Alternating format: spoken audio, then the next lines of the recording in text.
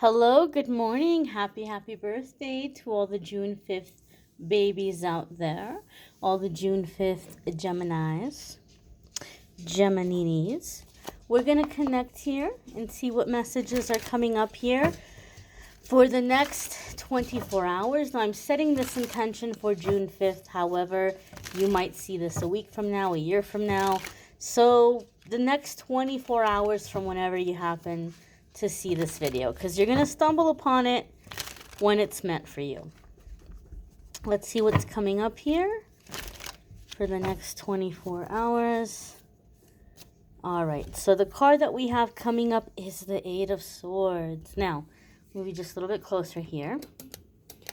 There have been a lot of big energies lately, and there's been a lot of shifting.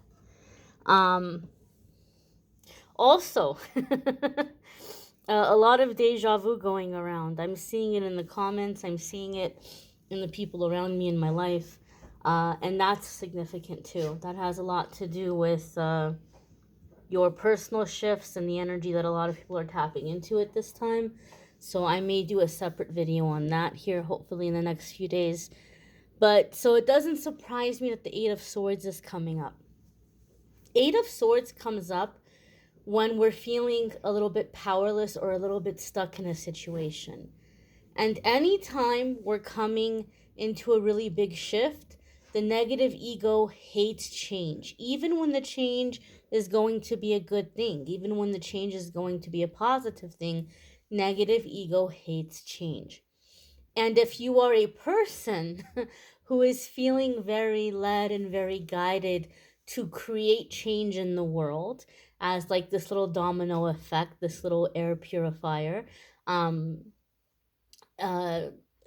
ego is going to come down on you even harder, because not only are you creating change within yourself, you're creating this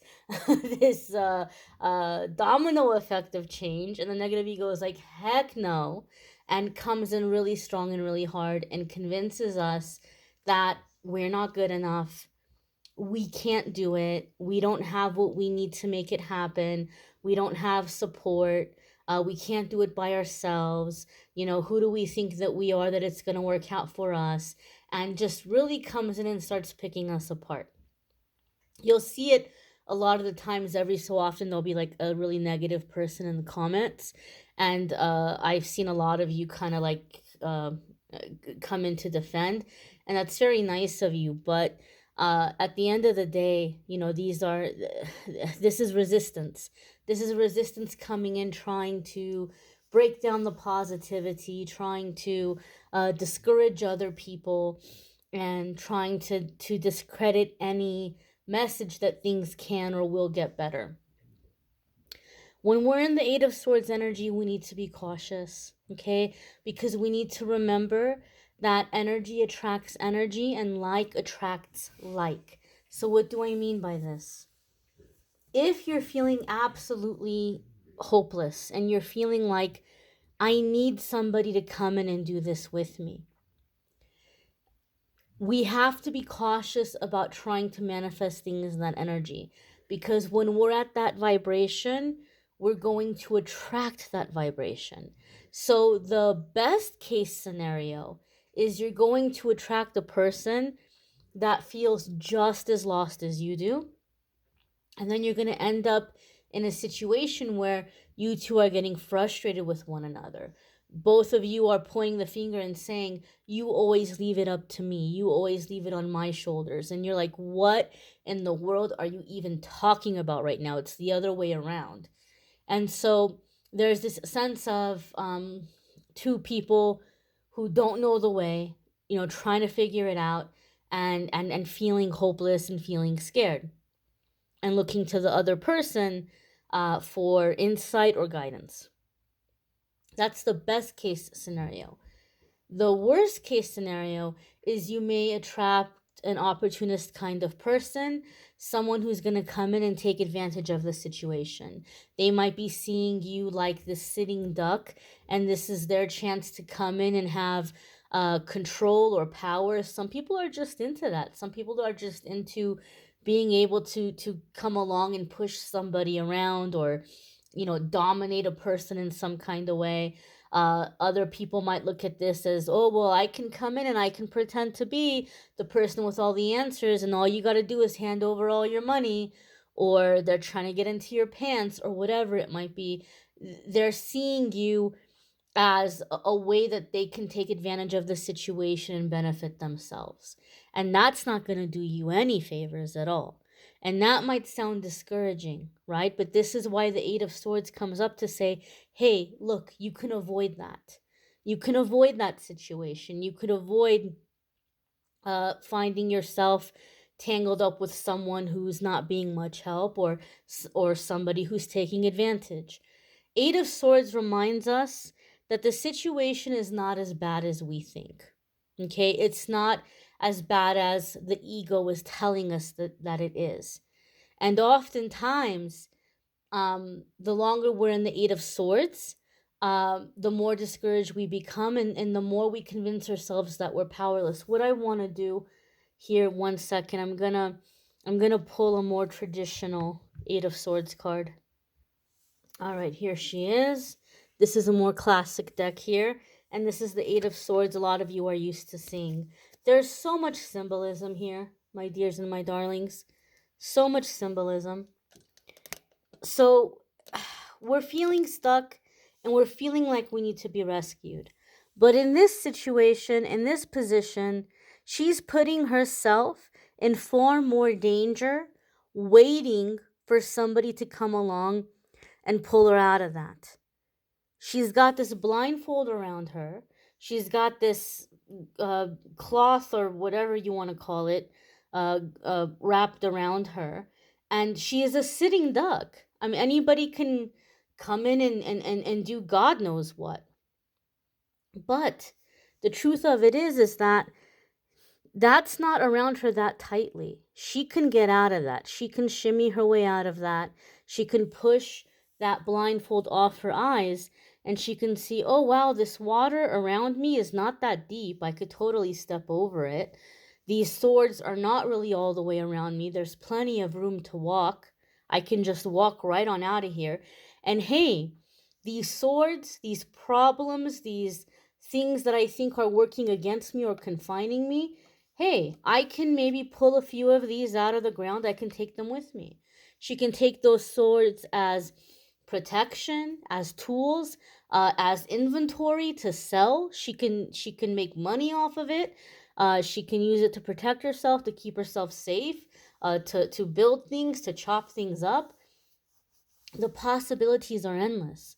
There's so much symbolism in this card. So the things that you think are working against you may in fact be the very things that are going to make you successful in your endeavors.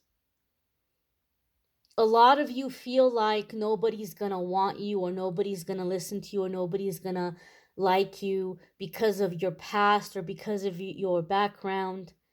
And that's not the case.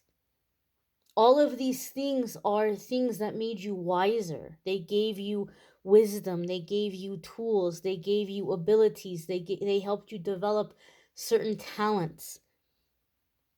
And they make you more capable than you realize. So the things that you think are working against you, you have the opportunity to use these things in your advantage. A lot of us don't fit into like regular situations. Some of us aren't cut out to do a 9 to 5. God knows I'm not, and I tried for years. And people would tell me, oh, but you're so smart. Like when you apply yourself, you would get good grades, and you're good with your words, and you're really good at how you talk to people, and you can do that, and you can be successful. But I couldn't do it. I could not for the life of me do it. We're not always gonna be able to fit into this certain situations or dynamics. And that doesn't mean that there's anything wrong with you. Einstein said if you judge a fish on its ability to climb a tree, it will spend its whole life believing that it is stupid. And that's what happens with us. We're measured up by some standard when there are so many other ways that we can measure intelligence, skill, capability, strength, beauty. There are so many different ways that these can be measured, but we get stuck on one standard. And if we don't align with that, we think we're not good enough or we can't make it. And that's not the truth. So, one of the things I've come to realize about the Eight of Swords over the years, reading for people, is sometimes it comes up to say, you have to learn how to work with yourself instead of against yourself, instead of trying to make yourself fit into a certain mold or a certain ideal. And once we start to be in that energy, we find that we can succeed at many things and that it doesn't have to be a struggle. It doesn't have to be so hard. You know, if that fish keeps trying to climb a tree, it's going to kill itself doing that. It's not going to be able to make it up that tree. But if it says, "Hey, I'm meant to swim," it's going to do that effortlessly. And it's going to live its happy little abundant life in nature being cared for. So just like all the animals in the ecosystem just do what comes naturally to them, and they flourish and they succeed.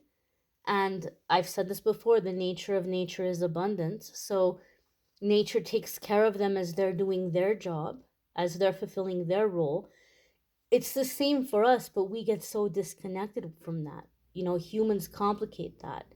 But if we could go with what comes naturally to us and to supply that service out into the world, we create abundance for ourselves. Just something to think about, something to ponder here. If you're feeling discouraged, don't. I think for some of you too, a big message here about the Eight of Swords, and this is where a lot of people get scared. Sometimes when we're awakening and we're evolving and we're shifting, even if you think you're already in a spiritual environment, or you think you're around evolved people, you may be coming into a new level of awakening where you're like, whoa, okay, this is still some dark ages stuff here that I'm around. And you're wanting to find your way out of it, and you're looking for someone to make your escape with.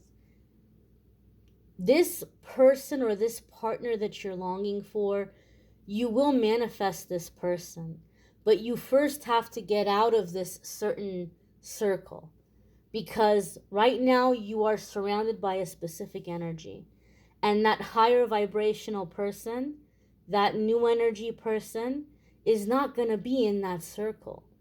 They're going to be outside that circle.